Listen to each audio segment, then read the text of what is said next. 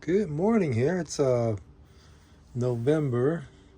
We're well into the fall season, and the Nepenthes tend to flower around this time of the year. So this one is a Lowii Bashiana. It's a male, and there's these the yellow pollen is the pollen for pollinating a female plant. And you can tell it's male because the flower itself is kind of round, whereas the female tends to be more of an olive shape. So let me find a female plant here, a confirmed female plant. So this one just flowered recently, and I pollinated this one here. This is a ventricosa cross with Ephibieta. So you can tell this one was pollinated yesterday. If I can focus here. So I'll pollinate the rest as they open. Here's another one. You can see the shape is more kind of olive shape instead of round. Here's another plant here, and this one looks like female. This is a Vicia Lowii, and down there is a Platycata.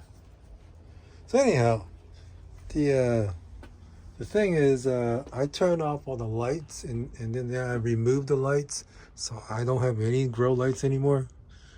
And I did that. I removed the lights about 3 months ago because our utilities were through the roof. The local electrical company, the utility company here, they been raising the rates for years and years, and it never seems to come down. So I was paying over $500 a month, so it was just too much money. So I took the lights down, and one thing I do notice is even without the lights, I still have enough light in here, because in order for the plants to flower, you have to have a good amount of lighting. So with that being said, it's kind of a tough question to ask yourself, because you never know if you need more light or less light. Since I'm growing outside, I'm just getting natural light from the sun, and I opened up the these roof vents to get a little bit more light, but mostly just to get more circulation. And I have the doors open too during the daytime, and then at night, of course, I close them. So I guess the real question is, how much light do you need? It really depends. If you grow indoor, you don't have a choice. You need to have grow lights. You grow outdoors like me, you probably don't need a grow light unless you want to propagate some seedlings and you want to, speed up the growth a little bit. But for what I'm doing here, most of these are mature plants.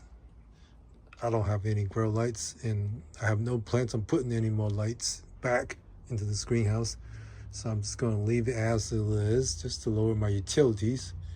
Anyhow, so yeah, I think if you were to grow outdoors, you probably don't need any lights. You grow indoors, of course you need lights. Maybe you can grow it next to a south-facing window and get enough lights. But typically for me here, I've been experimenting with lighting, and the last lights I had were from Amazon. They were like 1,000 watts each, and so I have 2,000 watts in here, and it didn't really make a whole lot of difference. In fact, some of the plants were slower because there was too much light. So this guy right here is a Hiriana, and this leaf grew completely with no lighting, just using natural sunlight. You can see it's just no problem.